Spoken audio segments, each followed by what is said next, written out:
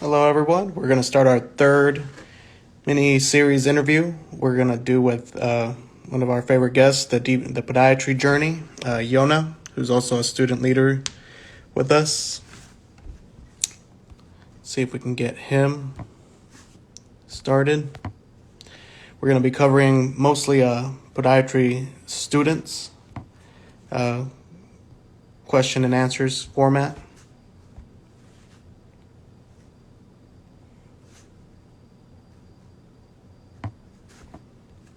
Hopefully he'll accept. So just a little bit about me. I'm Roberto Dos Santos, third year podiatry resident, Kingwood area, North Houston. Ready to tackle boards, interviews for jobs.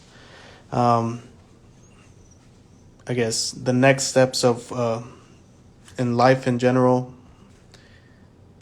and trying to get everything settled within 6 months. Let me see if I can get Yona.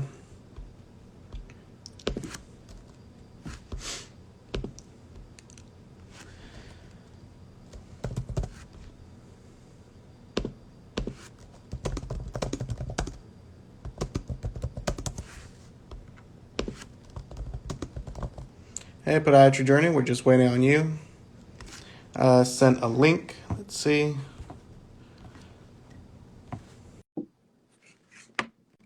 Alrighty. Hopefully we can get started soon. And hey, man. Hi, doctor. Can you hear me? Yeah. Can you hear me well? Yeah. Does the sound quality sound okay? Now it sounds better because it was echoing. Oh, okay. Let me see. Yeah. Man, you got a fresh haircut. Yeah, I know. The hair salon's actually opened recently in Oakland, San Francisco area. So I'm actually I was excited about that yesterday. So I needed the haircut. So how's things going in San Francisco? Let's talk a little bit about yourself. Yeah, it's actually going pretty well. The weather's actually has been pretty nice. Just overall, getting my second dose of the vaccine next week on Tuesday, so I'm excited about that. And things are starting to be more operational in terms of clinical rotations, and classes are doing well. So overall, it's just everything seems like it's getting back to normal for Nice. med student life. Now you're a current third year, right, at CSPM? Yes. Let's see. Any changes that you noticed second year going into third year? Changes. I think I have more free time as a third year in terms of I'm taking way less classes in my opinion, and we don't have midterms every week. So the workload is actually really nice. And I'm just only focusing on like studying Crozier now and getting ready for my clinical rotations.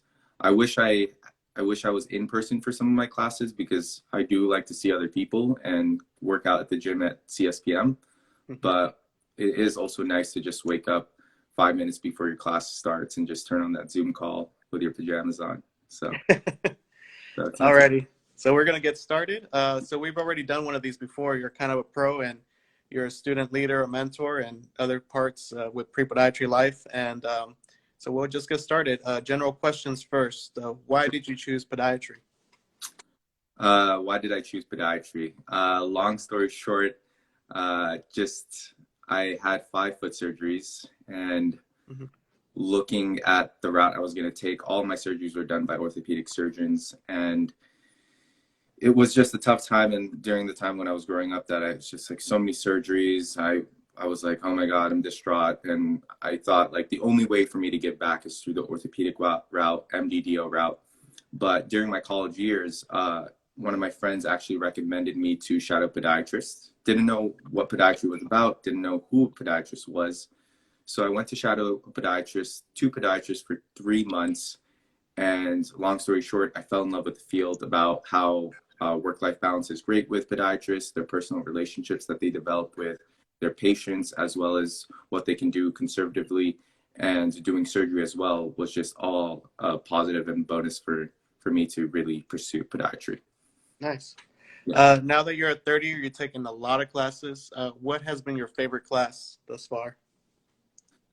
My favorite class thus far, my favorite class, it's a good one. I think it's definitely physiology. I have been tutoring physiology for about a year and a half now, and I really enjoy it because I think physiology goes a long way in terms of diagnosing patients, or at least somewhat thinking about the different causes of what a particular disease or pathology could be used. Like you could use physiology in so many ways, and it's just a beautiful subject, and it's utilized in so many other classes, and it really does make you think of different ways things can be caused. And I think it's one of those classes that people should really pay attention for because it is helpful for the boards, of course, but also it helps with your other classes as well. And then what has been your least favorite class? My least favorite class would probably be histology. I despise histology. It's not the teacher's fault or anything like that. It's just the subject itself and the material that is presented in it is so boring, and I honestly never used histology once in clinic or in any patient scenario. So that's probably that has to be my least favorite class. Got it. Yeah. Um, any current big things going on in your life right now? Big changes, plans? Big changes of plans. Not quite. I mean, to be honest, I try to do reels every Sunday with Diksha because I find that to be one of those side hobbies that I really enjoy doing on Sundays, and it really gets me away from the books, away from studying, and it's just a great stress reliever. And I love making these funny TikToks and reels and just hearing people's responses about it. I think it's just fun, and it's all most of it based off personal experience. So I think that's one of the big things I've been doing on my free time. So you're actually one of the few that are pretty active in social media. Mm-hmm. Do you remember your first video and what made you inspired to do that video, which now created dozens and dozens of more? Yeah, I do remember that first video. The first YouTube video I made was with Diksha at my old apartment, and it was during the beginning of our second semester of our first year. And it was just an introduction to our channel and the different things that we were going to be presenting for our audience. And it was just about educating people about podiatry, making them know that it exists. It's a field that is incredible, and there's just so much to offer.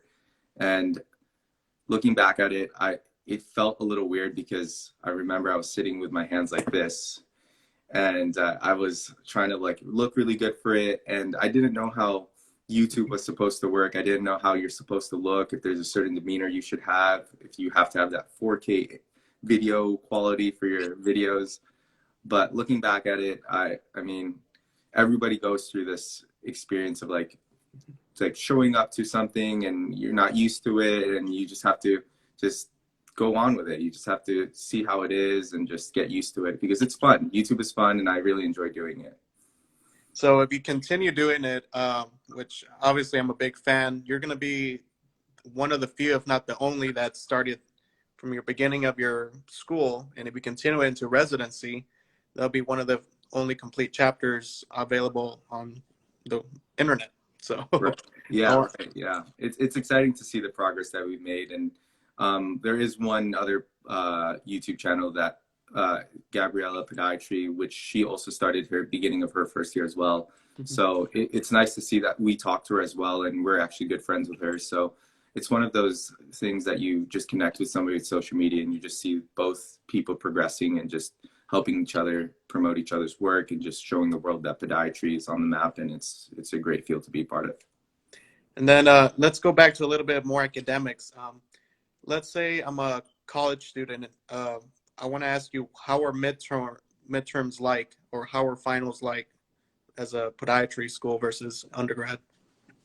Yeah, so I just want to make it clear to everybody that podiatric school is medical school. We do take almost all the same classes as the traditional MDDO students. So medical school in itself is hard, not because the subjects are hard, I would say it's just the workload, and you have to adjust this workload immediately your first semester as a first year, and you have to develop. If you're not doing it now, try to develop a way that you can time manage everything, schedule everything really, and just have everything organized, and like invest in having a planner and writing things down, writing down your priorities and making sure you know what it is. Because I think in college, for me personally, um, my midterms weren't too stacked on top of other classes, and I had some time to study through those midterms and go to office hours more often to talk to the teacher, as opposed to first year medical school where I was taking these classes. These midterms were stacked on one another, and the weeks were just so dense with so many classes from 8 a.m. to 5 p.m.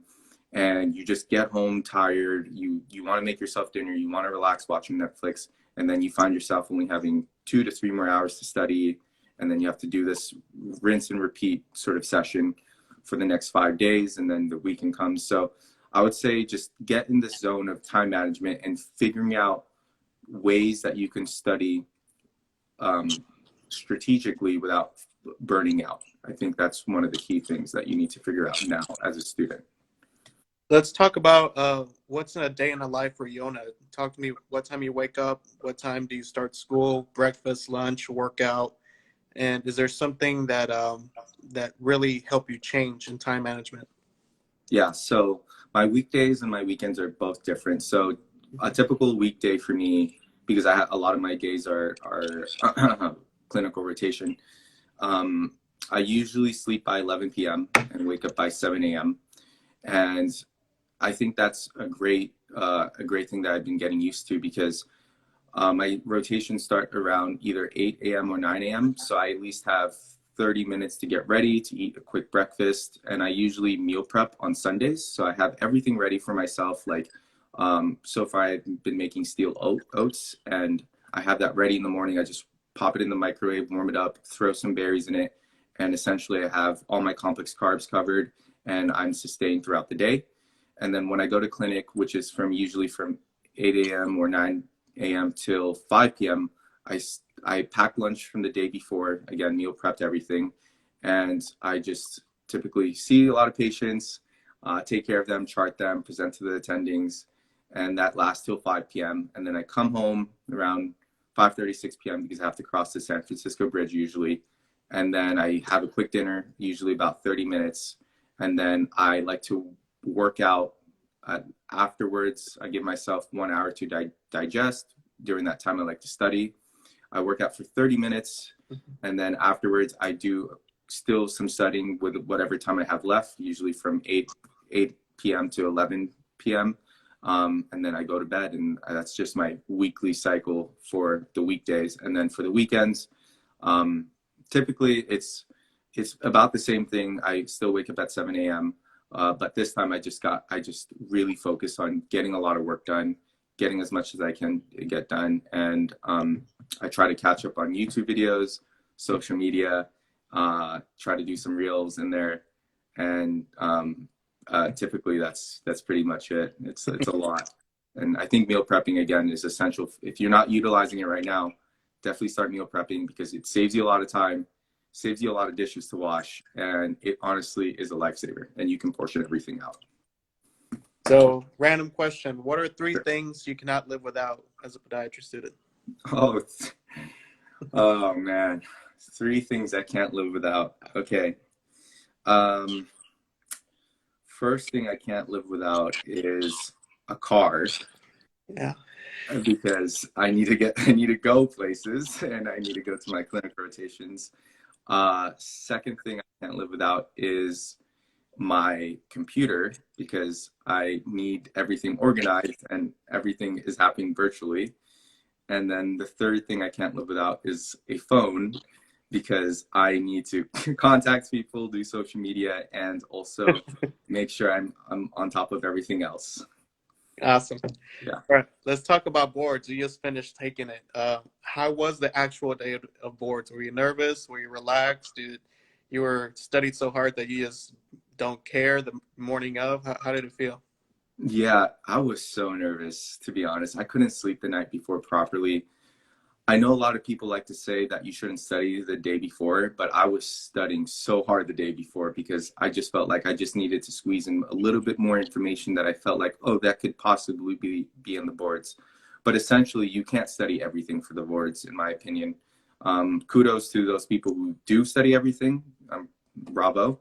But it's one of those exams that is really nerve-wracking, and it's it's 2 years of your didactics put into one exam, and you have to really be on top of that.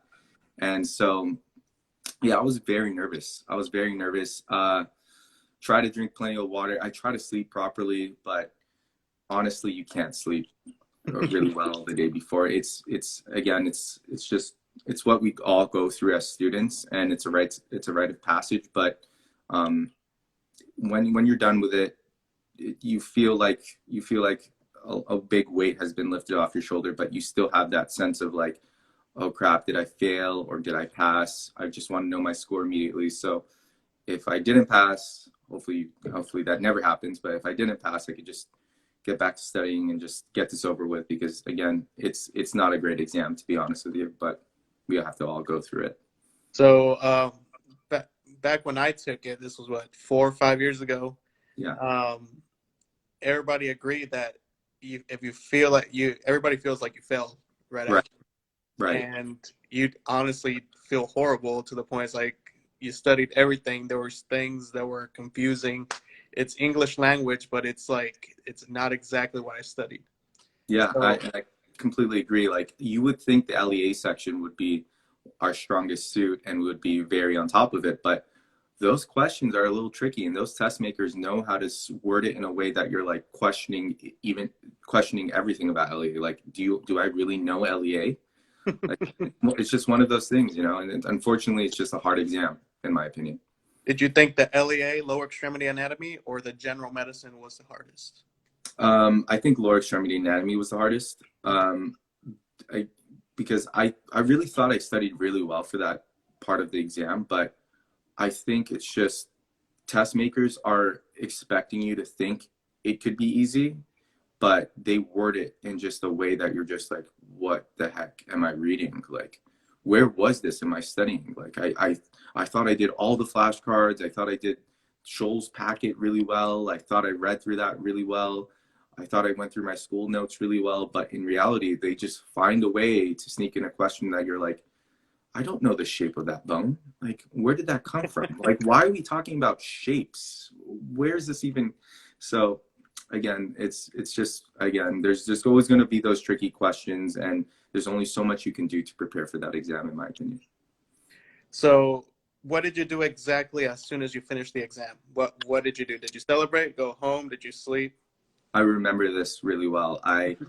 So me and Diksha took it the same day, and once we came out of the exam, we just went to this vegan donut shop, and we just bought a dozen donuts. We actually didn't buy it. We actually went to the donut shop, and we told the cashier that we just finished our exam. We want a dozen donuts, and she was like, "Oh, really?"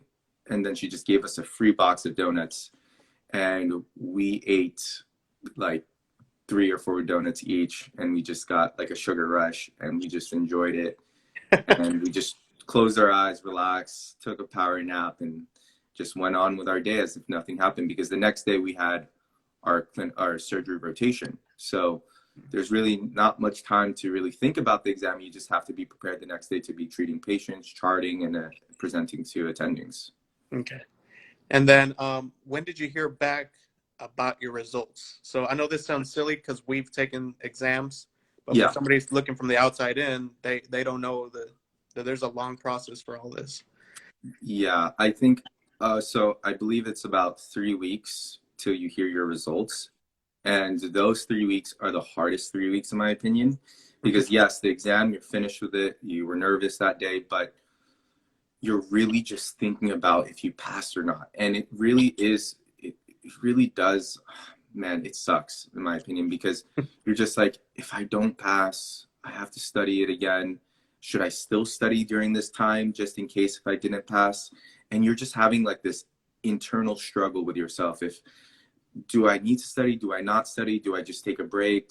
How do I not think about this? But you're really thinking about it all the time.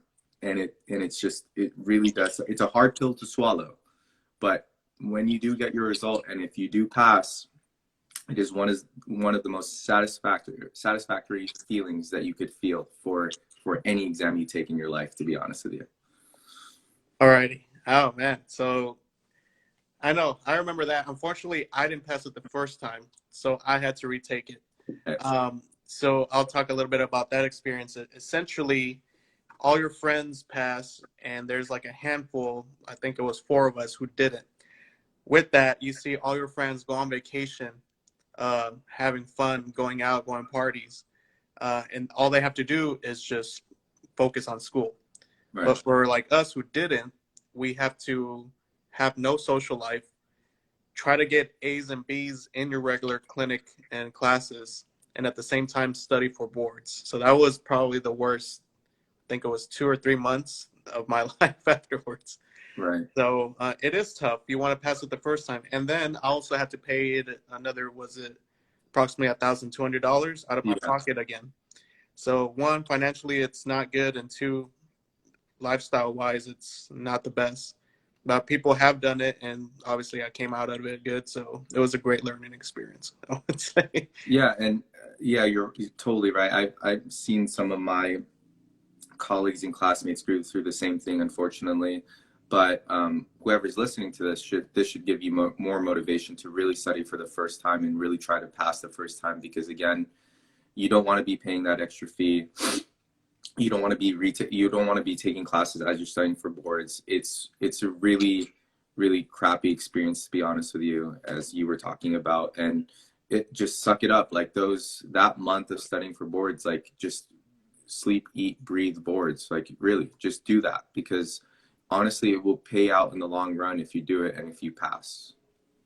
Awesome. No, thank you. That's all I wanted to talk. And let's talk about OSCE exams. What is an OSCE? Yeah, so I remember somebody telling me what an OSCE stood for. I forgot what an OSCE stood for, but essentially it is just a patient scenario that you are given, that you're a part of, that could be part of your clinical rotations or part of your classes, where you are interacting with a patient and you're supposed to do some sort of task that you are given by your professors or by your attendings. And it's supposed to replicate how a real life scenario goes. So recently I finished my OSCE on Friday for a clinical rotation called General Medicine, and it was actually a mega code OSCE. Mm-hmm. And it was just to be certified in ACLS treating. If there was a cold code blue on the ICU room, I would have to know what type of medications I would have to give to the patient if they're having ventricular tachycardia or having some third degree AV block. You have to be looking at the EKG monitor. You have to get their set of vitals. And then you just have to also maintain the breathing for the patient. So you take a few OSCEs as you go through your podiatric medical school career. And these essentially help you train for scenarios in the future that you will probably be doing as a physician one day. So for any high school or college student, an OSCE is, here I Googled it, so it's objective structured clinical examinations. So just to summarize, it's like taking a test, but with an actual person in front of you and an actual scenario. Right. What you would see at a hospital. Right. Last 2 questions. It's already been 25 questions in. So how do you keep yourself motivated? How do I keep myself motivated? That's a great question. How do I keep myself motivated? Music, think it's just quotes, videos. Yeah. I think, again, like for studying, I like to listen to music, house music, whatever music I'm feeling at the moment, just to boost up my spirits when I'm going through just long lectures. Another big boost for me is just always reminding myself, and I've said this before, that this journey is tough and your family or whoever has invested a lot into you to be successful, and you want to give the best clinical care, patient care that you can to your patients one day. And you want to make sure that you get all this information down that you're studying, and you want to be really on top of it, because not only makes you look good, but your patients will really appreciate you, and you're doing this for a good cause. So I think that's my biggest motivation, just thinking that my family has invested a lot into me. And school is not cheap. Medical school is not cheap. You're paying at least, I think, 80 to 100K a year. And you have to realize that money just doesn't grow on trees, and you have to take things seriously, but also sprinkle a little bit of fun in there. Awesome. Last question. What advice would you give to an undergrad or high school student interested in podiatry? That's a good question. I like to just always mention this: shadow, shadow, shadow. Shadow podiatrists, shadow other doctors, shadow other health professions, because it's really important to really see if that profession fits with your personality, if it fits with what you're expecting. Because I know for me, I didn't know anything about podiatry, and you want to make sure this is the right field for you, because at the end of the day, podiatry is a very specific field, and it's a very specific subspecialty of medicine.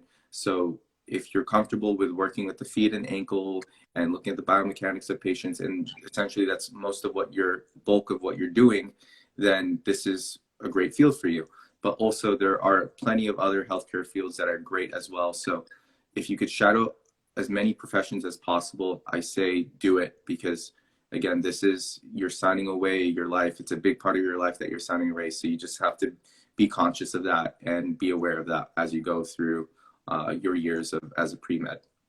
Awesome. No, yeah. Thank you, Yona. Any last shout outs to your channel? But thank you for having you. Yeah, of course. Again, Dr. Santos, I appreciate these IG lives, because these are very informative, and I think a lot of people who are listening to these lives could definitely benefit as a prospective student looking to get into podiatry and just understanding what a medical student's life is like. If you guys want to learn more about just podiatry in general or the fields, obviously go to Alex Mag, go to their website, because they have plenty of amazing things out there, and they're only updating their site to be a great hub for students to look at. As well as I do run a YouTube channel and social media account with my colleague Diksha. Our YouTube channel is The Podiatry Journey, and our social media IG name is The Podiatry Journey, which is the same thing. So we like to make, again, informative videos about our life, how to study, about the podiatry application, and so much more. So go check that out if you guys are interested, and feel free to message us on Instagram, because we love answering all your questions. Awesome. All righty. I'll let you be. Yeah. Take care. Thanks, Take Joe. care. Have a great Bye. day. Bye-bye.